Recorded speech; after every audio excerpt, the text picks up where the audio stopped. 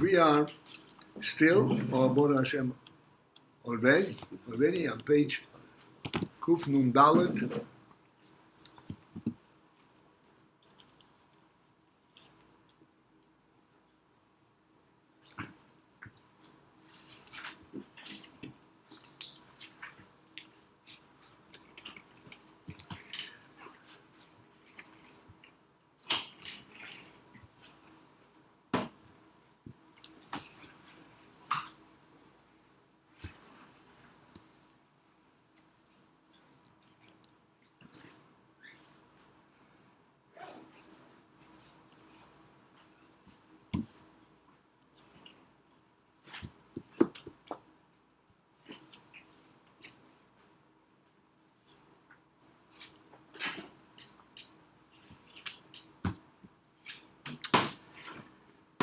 Okay.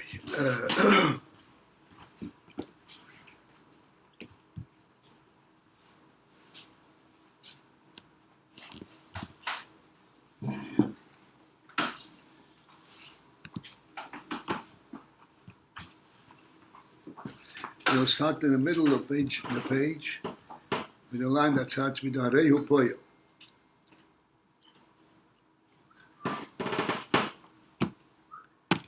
As we already discussed,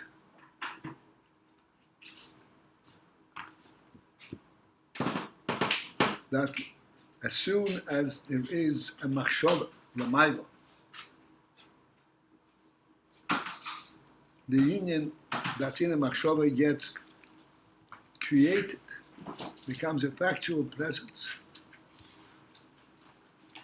at the machshava level. As we already discussed this principle, and which is called bekoyach, which means, as we already discussed, the facilitation, the support that is needed is already provided fully.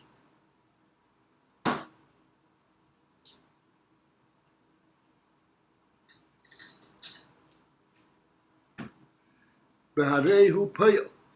I missed the beginning. As soon as there's a Marshava Lemaila, what's Marshava Lemaila is a factual thing. It's not just a thought without any effect. It has an effect. The effect is fully so that it provides the wherewithal and the support for the further action. This is called creation b'koyach.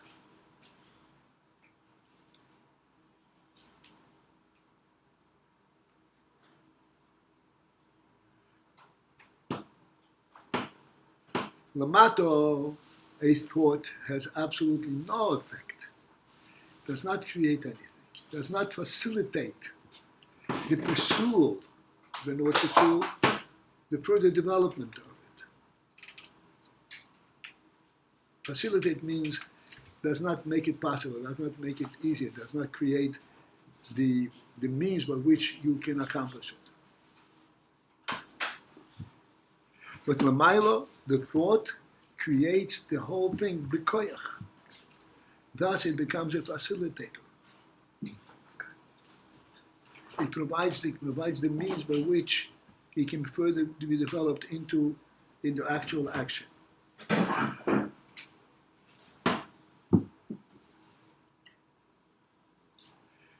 But Lamailo, okay, this is Machshava becomes b'koyach, and now the line begins with Harehu Poyel.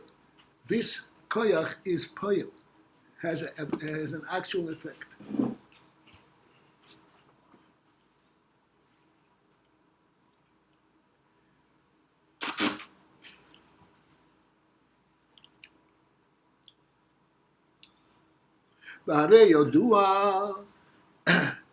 And it is known שהפועל הוא כמי מדרגת הכויח, that the poil, the factual result of this machshava, is in the same madrege as the koyach itself.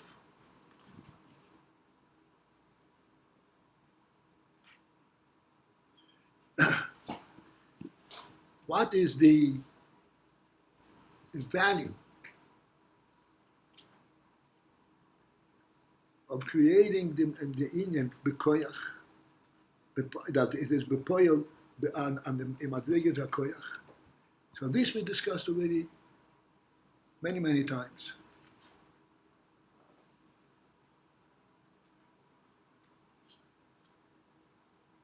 This bekoyach changes the entire world, so that now the world is capable of accepting all the action that results from this bekoyach. When you come into the world and start doing Torah mitzvahs, it's not a revolutionary thing. It fits right in.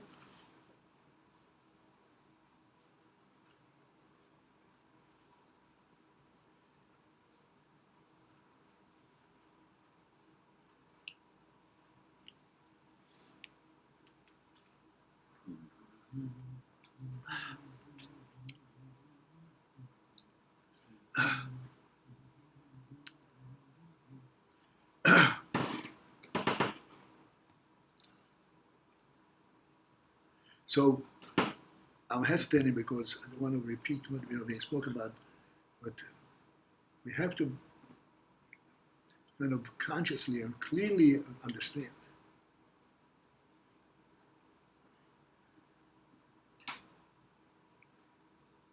that the very fact, as an example, the very fact that we can learn and understand a principle that's called koyach or poyach, or lamayla lamata,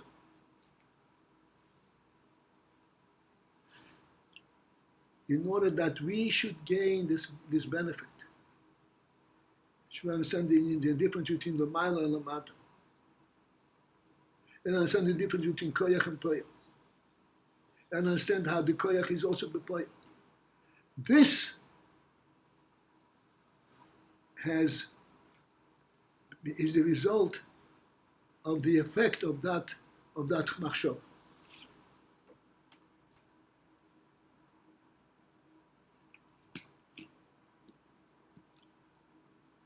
That machshava created a different kind of world, a world that accommodates, that can relate to godliness. It's not functioning as godliness, but it can relate to it.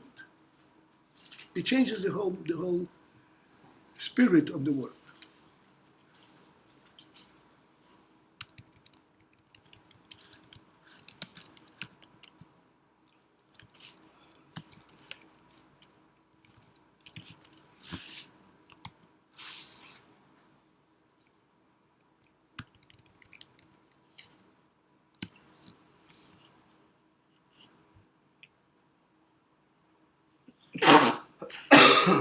Okay, now let's pursue further.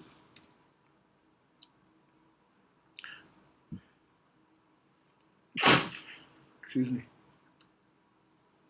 Hine hapoyel hu madrez hakoyach. So even though it was created the bepoyel, but the poyel is b'madreges hakoyach. It's in the madrega of the koyach. What does that mean, madreges hakoyach? It's a poyel at the koyach level. As we said, I just now explained, this fact that it's a poyel become by the koyach level, that makes a change in the entire atmosphere in the world. Loishin is habu b'b'chinas mitzius yesh b'poyel, but not that they were created in a mitzius yesh. B'poyel, which means in fact, the world was not created yet.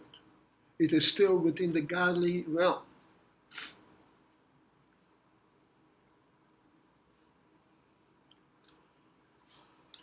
Again, the Bechinas Metzius Yesh we discussed extensively yesterday or the other day.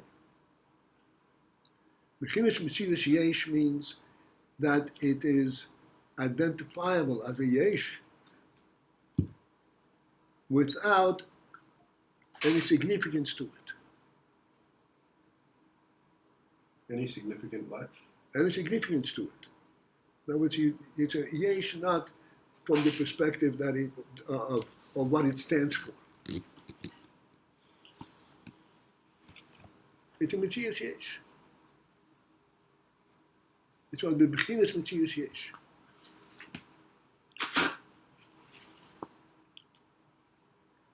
It exists on a worldly level without there being an indicator that it has a significance, has a message, has a meaning.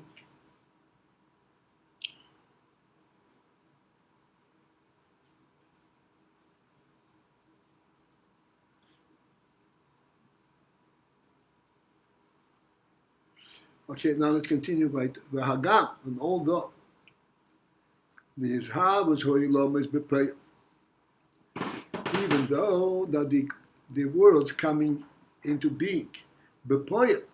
Bepoil means in actual fact, as a world, which means that now it becomes an independent Metzius. Harehu gam ki midiyazu. This is how Hoylom beprayal is also the result coming from this idea, from this divine knowledge of the world.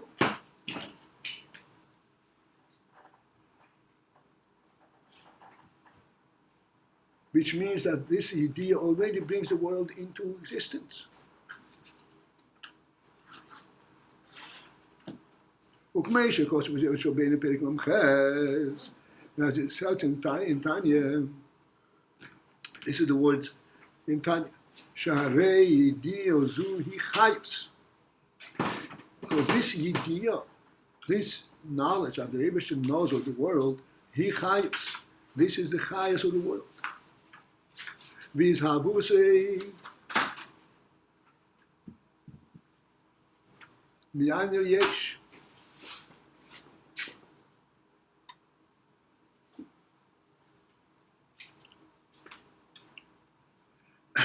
And then and the world coming into a yesh state, zehu kishe'ola birtzeinu yizborich. That also is a yom for Rotz. Kishe'ola birtzeinu yizborich. When it enters Hashem's will, liyes mizeh yizhavus, that from this initial machshov idea should come his havus. Then it came into Metzius of Yamayim Liyesh. The whole process, even the ultimate Metzius Yesh, is also Mitzad the Diyas Hashem.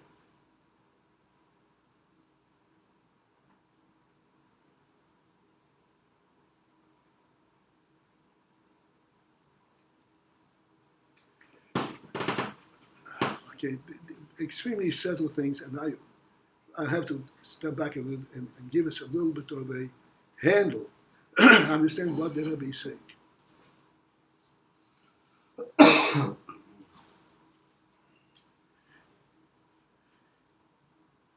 The way we perceive it, when we say something is created, is made, the way we perceive it is that there is the neutral space of the world. And this neutral space is a reality on its own. It's just there.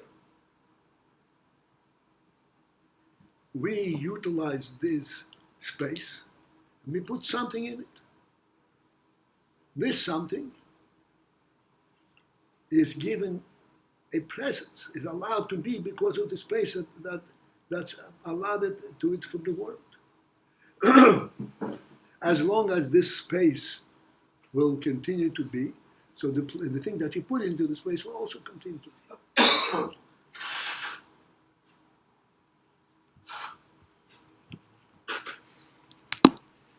In other words, this other words is very important. In other words, it is all a worldly presence. The beginning of the whole thing is world. World means a metzius of time and space. Manu Moki.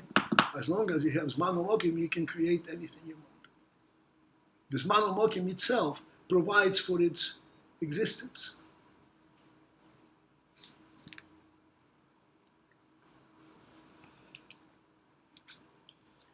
However,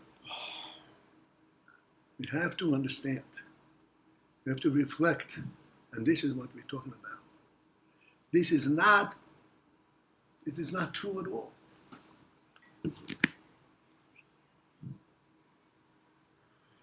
The reason that anything exists in the world is because Hashem allows it to be.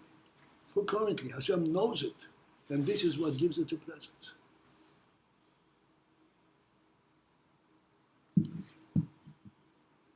As opposed to, you might think it's just here because there's time and space. Opposed to it existing in time and space per se. The marshal that we already regurgitated many times. We have to reflect on this. This is something which is factual by us in our own experience. If you have a setup, whatever it is, for a guest or for a wedding, whatever it is. Let's take it on a small scale. You have a guest. And for this guest, you set up a place setting in your home.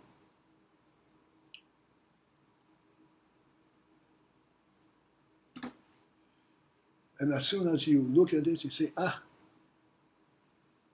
there's a place setting here for a guest.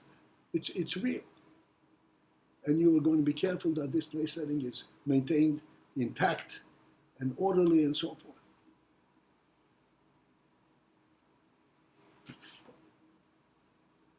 What gives it its presence? What gives it its demand that it should be maintained, it should be guarded?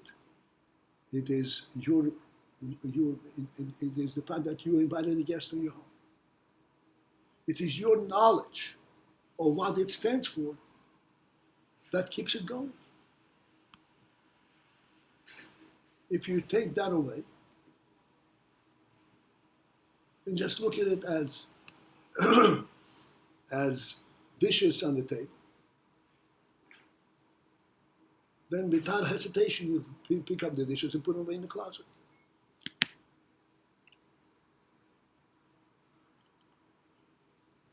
Even a factual thing like that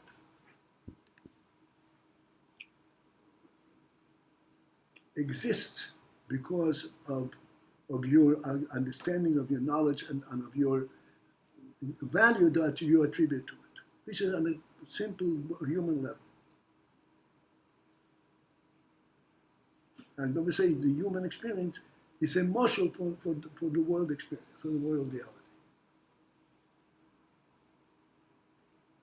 And the Alter Rebbe explains, and this is what we're learning.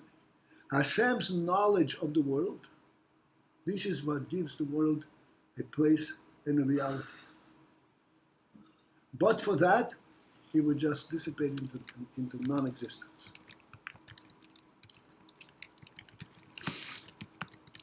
So that when we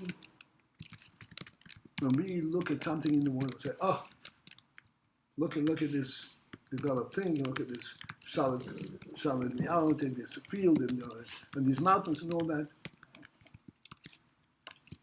The solidity of these things is due to the fact that Hashem wants it. And let me put that in context also. It is no question, it is true that the Rebbe wants every detail that occurs in the world. But for us to relate to that, what is this detail? What is this mountain and this river and this lake? What does it have to do? What is the significance of it? And the answer is, the Rebbe wants a wholesome world. The Rebbe conceptualizes a wholesome world. A wholesome world is a world that has all the variety that we know of, and then some.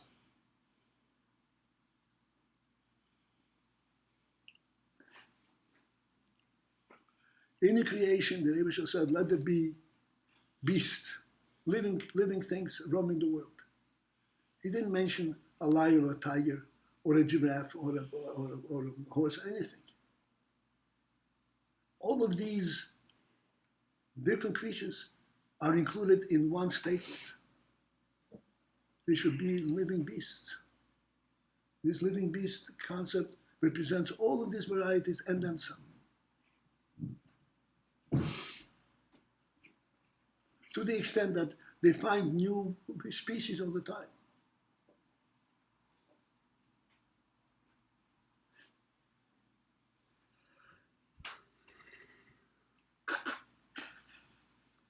And when they find new species, it's called exactly with the same thing. It's a beast. It's a living thing.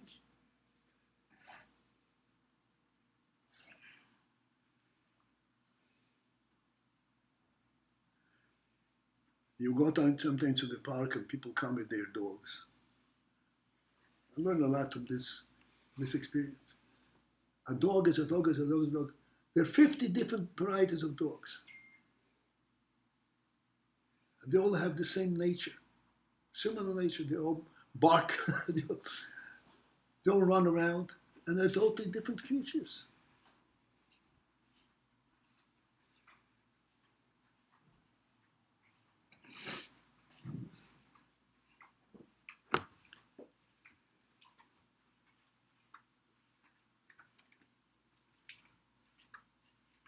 Because when Hashem says dog, it means every possible variety of dog. It is identifying the concept of a dog from a supreme, super view.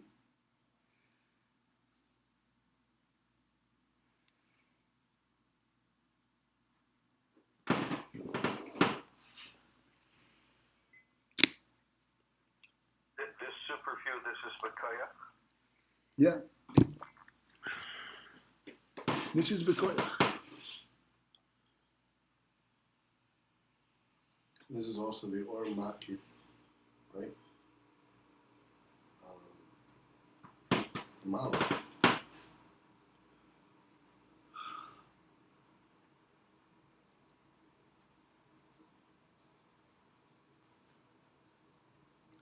the word makif is not part of the world.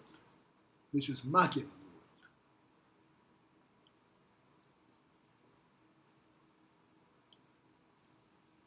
The word makif is similar to the fact that the sky embraces the whole world. Without the sky, as I pointed out many times, it would not be a world. But it's not part of the world. It's in a higher plane.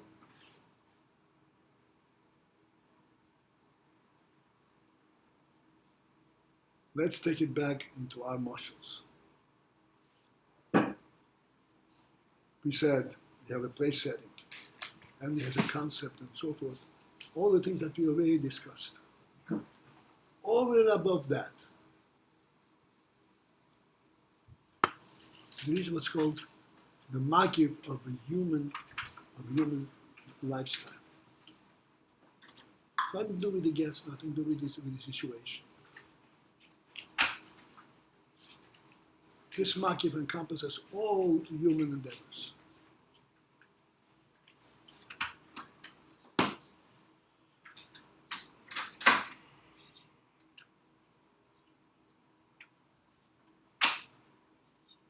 As long as a human being behaves within certain principles, it's acceptable. We have languages in the world, we can't even count them. They're all human languages. Sometimes you sit and see people are talking to each other and says, what are they doing? They're just barking. They're not barking, they're really talking.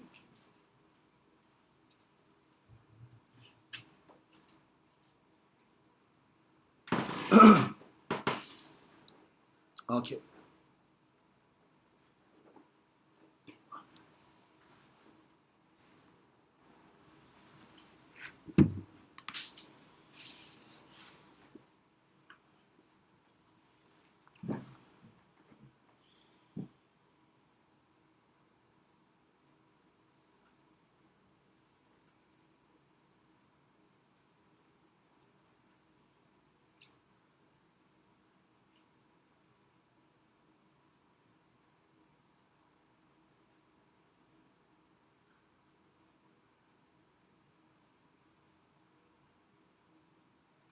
Okay, so let's start from the line that begins with Hagam.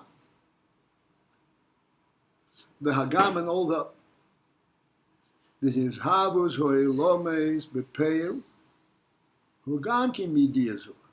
Because before we said that the idea creates the world only bekoyach, not bemitzias, not the mitzias. His mitzias bekoyach. But although this is a question on that statement, although they're in truth that his havas that the oil is coming down at the bepeil level, at the mitzias, who gamki midiazu, that also comes from this idea, from this knowledge. This was not created independently within the world context. It also comes from above.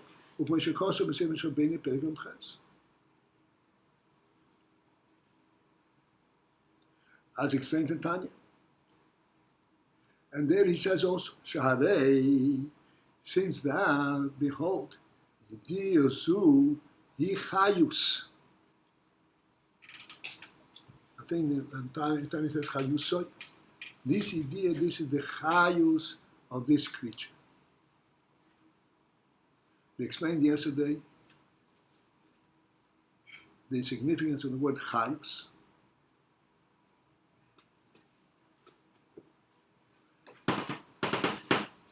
Chayus means life. I'm repeating what we already said, but perhaps we'll add a notch to it.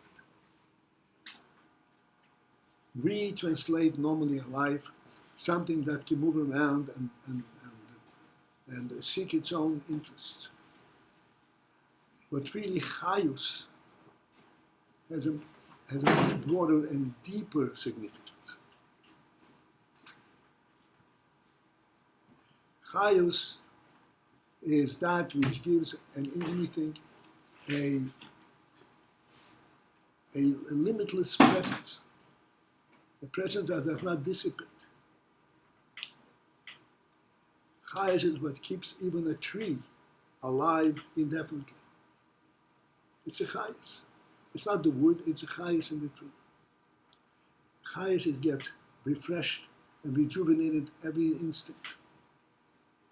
This chayus is a ruchnische kikoyach.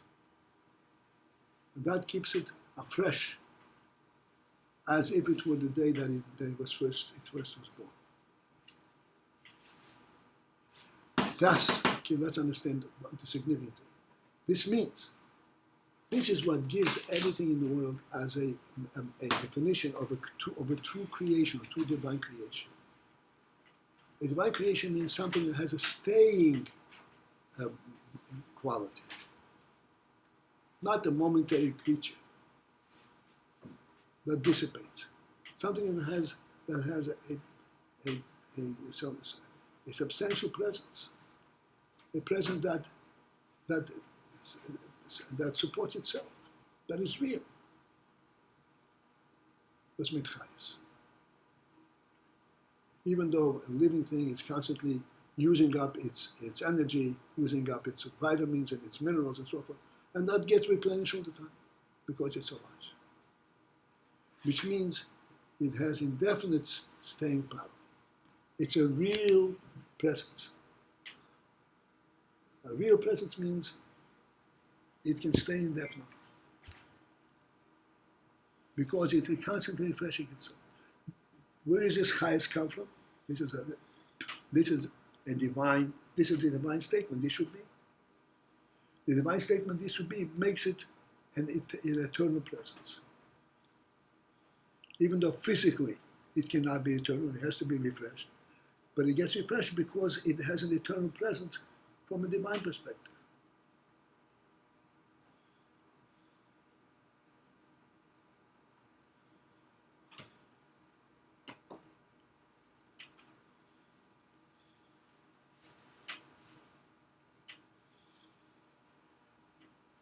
So this idea. Wait, why is the physical presence cut off from real chayus? Say again. Why is physical presence cut off somehow from real chayus? Physical presence.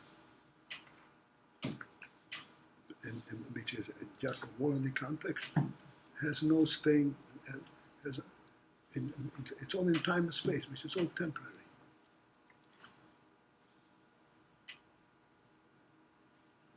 Like we have the emotion in our own situation.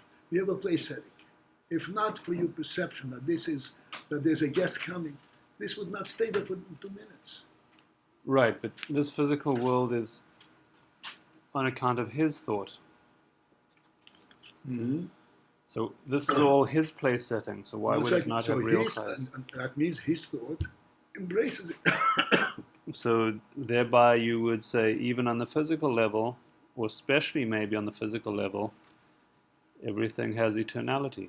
No, it has an eternality because he knows it on the physical level. Oh, so he kind of changes his mind, moves the settings around? What? He changes his mind, he moves the settings around? Even if it doesn't, if he wants it the way it is, so he maintains that knowledge. We're talking about changing something. Well, then it would go on forever. That's right. It could go forever.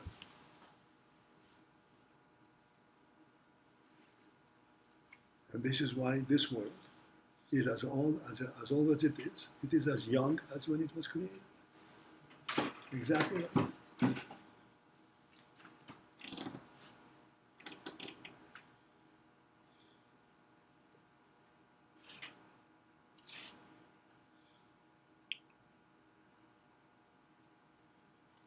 It's a revolutionary view for those who have been steeped in the sciences, particularly in the concept of the evolutionary process, which is such a shtus gomer neuro. The pieces put together the world. Can you imagine? Well, just to look at that eternality. So even in science, you have that matter persists. So matter and energy cannot be lost. Fine. But we seem to be saying something deeper. That is, it's a place setting, or it's a setup in his thought, and so therefore it goes on forever. It gets refreshed all the time. Yeah. So the fact that a man has a limited longevity is because he's. Stop right there. A man that does not have a limited longevity. A man consists of him, his children, his children's children, ad infinitum. We are Odo Mauritian's grandchildren.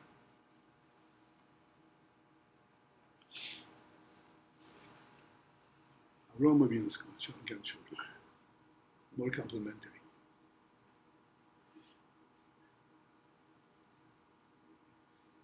So right, we talked about Kayam B'min, or B'ish.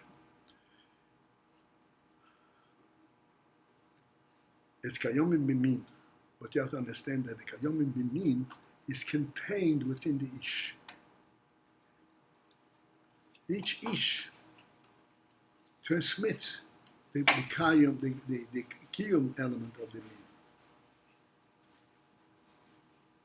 Every human being, every individual human being, the Ish, is a full-fledged human being, to the extent that he can beget another human being.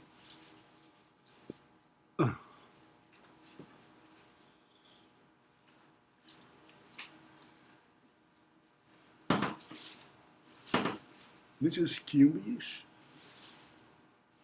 Rabbi Paltiel, Yes, sir. what is the difference between the idea of the kaya and the idea of the poyo?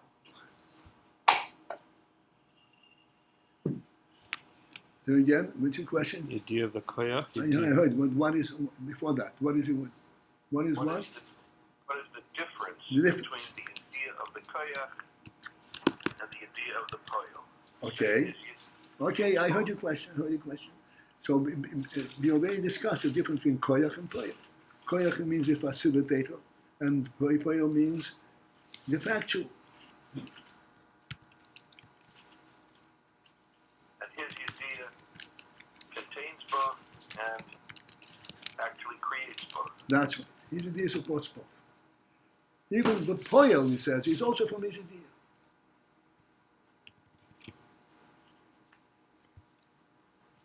because this is Chayas, and that explains it. Because it is Chayas. And what is Chayas? Chayas is that which takes a dovish oil and gives it revitalization capabilities. One more question, maybe this is off topic or not, whatever. When we hear in the sermon letters, let there be something, is that let there be like the koyach level? No, that's a creation. That's a divur. The koyach level is a machshava.